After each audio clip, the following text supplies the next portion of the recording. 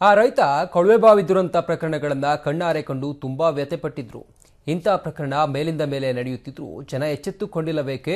ಈ ನಿಟ್ಟಿನಲ್ಲಿ ಕೆಲಸ ಮಾಡಿ ತನ್ನ ಜನಜಾಗೃತಿ ಮೂಡಿಸಲು ಸೂಕ್ತ ಎಂದು ಆಲೋಚಿಸಿದ್ರು.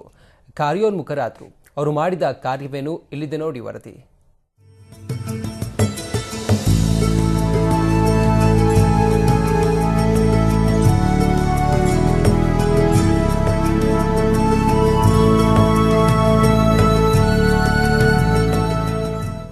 ಕೊಳವೆ ಬಾವಿ ದುರಂತ ನಾನಾ ಕಡೆ ನಡೆದಿವೆ. ಅವುಗಳನ್ನ ಕಂಡವರನ್ನ ದುಃಖಿತರನ್ನಾಗಿಯೂ ಮಾಡಿದೆ. ಏನೂ ಅರಿಯದ ಕಂದಮ್ಮಗಳು ಪ್ರಾಣ ತೆತ್ತಿವೆ. ಮಕ್ಕಳನ್ನ ಕಳೆದುಕೊಂಡ ದುಃಖ ಕುಟುಂಬಸ್ಥರಲ್ಲಿ ಉಳಿದಿರುತ್ತೆ. ಇಂಥ ದುರಂತಗಳನ್ನ ತಪ್ಪಿಸುವ ನಿಟ್ಟಿನಲ್ಲಿ ಸರ್ಕಾರ ನಾನಾ ಕ್ರಮಗಳನ್ನ ಜಾರಿಗೊಳಿಸಿದೆ, ಜಾಗೃತಿಯನ್ನೂ ಮೂಡಿಸ್ತಾ ಇದೆ.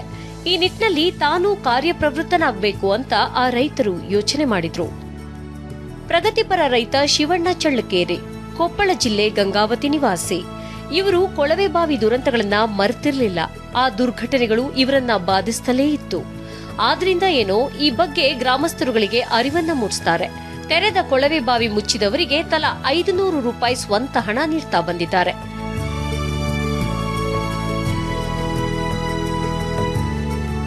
ಬೀದಿ ನಾಟಕಗಳ ಮೂಲಕ ಈ ಬಗ್ಗೆ ಜನಜಾಗೃತಿ ಮೂಡಿಸೋದ್ರ ಬಗ್ಗೆ ಆಲೋಚನೆ ಮಾಡಿದ್ರು.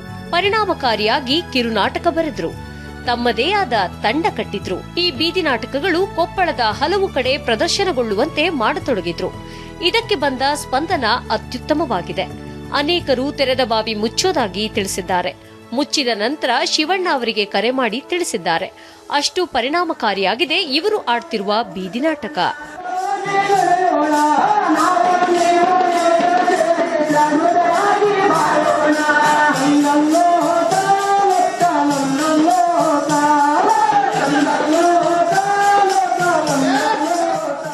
ನನ್ನ ತಿಳಿದ ಮಟ್ಟಿಗೆ ಚೆನ್ನಾಗಿದೆ ಅನಿಸ್ತದೆ ನನಗೆ.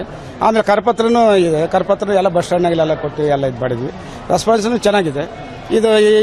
ಇದನ್ನ ಕಂಟಿನ್ಯೂ ತಿಂಗಳಿಗೊಂದ್ಸಾರಿ ನಾವು ಹಮ್ಕೋಬೇಕಂತ ನಾವೇನೈತಲ್ಲ ಸನ್ಮಾನ ಮಾಡಿದ್ವಿ. ಮದುವೆ 5 ರೂಪಾಯಿ ಕೊಡೋದೇ ಅಷ್ಟೇ ಅಲ್ಲ, ಮುಚ್ಚಿದಂಥ ಒಂದು ವ್ಯಕ್ತಿಗೆ ಅಲ್ಲೇ ಕೊಳವೆ ಬಾವಿ ಮುಂದೆ ನಿಲ್ಲಿಸ್ಬಿಟ್ಟು ಒಂದು ಹೂವಿನ ಹಾಕಿ ಸನ್ಮಾನ ಮಾಡಿ ಇನ್ನೊಂದು ಸಾರಿ ದುರ್ಘಟನೆ ಆಗಬಾರ್ದು, ಅದೊಂದೇ ಉದ್ದೇಶ ಆಗಲಿ, ಬೇರೆ ಉದ್ದೇಶ ಬೇರೆ ಅಲ್ಲ. ಮತ್ತೆ ಕಾವೇರಿ ಒಂದು ಮಗು ಏನು ಇದಾಯ್ತಲ್ಲ ಅದು ಮರುಕಳಿಸಬಾರ್ದು, ಇನ್ನೊಂದು ಕಾವೇರಿ ಆಗಬಾರ್ದು. ಶಿವಣ್ಣ ಅವರ ಜೊತೆ ಅವರ ಸ್ನೇಹಿತರನೇಕರು ಸಾಥ್ ನೀಡಿದ್ದಾರೆ. ಬಿಡುವಿನ ವೇಳೆ ಹಳ್ಳಿಗಳಿಗೆ ಹೋಗಿ ಖುದ್ದು ನಿಂತು ತೆರೆದ ಕೊಳವೆ ಬಾವಿಯನ್ನ ಮುಚ್ಚಿಸುವ ಕಾರ್ಯ ಮಾಡ್ತಾ ಬಂದಿದ್ದಾರೆ. ಜಿಲ್ಲೆಯಲ್ಲಿ ಎಲ್ಲಿಯೇ ಜಾತ್ರೆ, ಸಭೆ, ಸಮಾರಂಭ ನಡೆದರೂ ಅಲ್ಲಿಗೆ ಹೋಗಿ ಈ ಬಗ್ಗೆ ಅರಿವನ್ನ ಮೂಡಿಸುತ್ತಾರೆ. ಈ ಬಗ್ಗೆ ಮನದಟ್ಟು ಮಾಡುವ ಕರಪತ್ರಗಳನ್ನ ಹಂಚುತ್ತಾರೆ.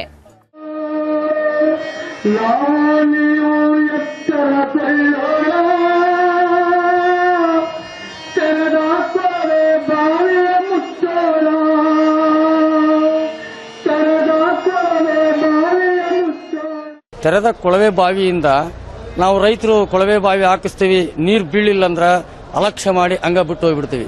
ಇದರಿಂದ ಮಕ್ಕಳ ಜೀವ ಅನಾಸ್ತಿ ಹಾಳಾಕತಿ. ಭಾಳ ಜನರಿಗೆ ಗೊತ್ತಿಲ್ಲ, ನಮ್ಮ ರೈತ ಬಾಂಧವರಿಗೆ.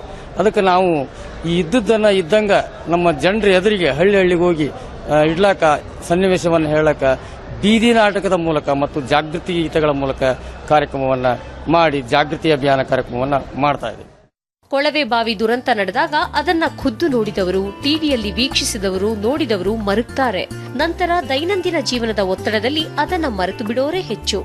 ಆದ್ರೆ ಆ ಬಗ್ಗೆ ಮರೆಯದೆ ಈ ದುರ್ಘಟನೆಗಳು ನಡೀಬಾರದು ಅಂತ ಜಾಗೃತಿ ಮೂಡಿಸೋಕೆ ಮುಂದಾದ ಶಿವಣ್ಣ ಅವರ ಕಾರ್ಯ ಅನೇಕರಿಗೆ ಪ್ರೇರಣೆಯನ್ನ ನೀಡಿದೆ.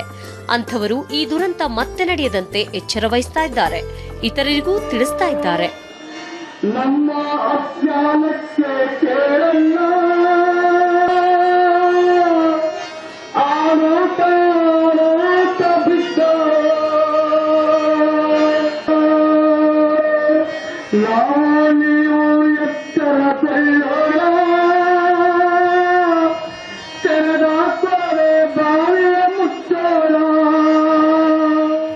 ತೆರೆದ ಕೊಳವೆ ಬಾವಿ ಮುಚ್ಚಿಸುವಂತೆ ಕ್ರಮ ಕೈಗೊಳ್ಳೋಕೆ ರಾಜ್ಯ ಸರ್ಕಾರ ತನ್ನ ಅಧಿಕಾರಿಗಳಿಗೆ ತಿಳಿಸಿದೆ.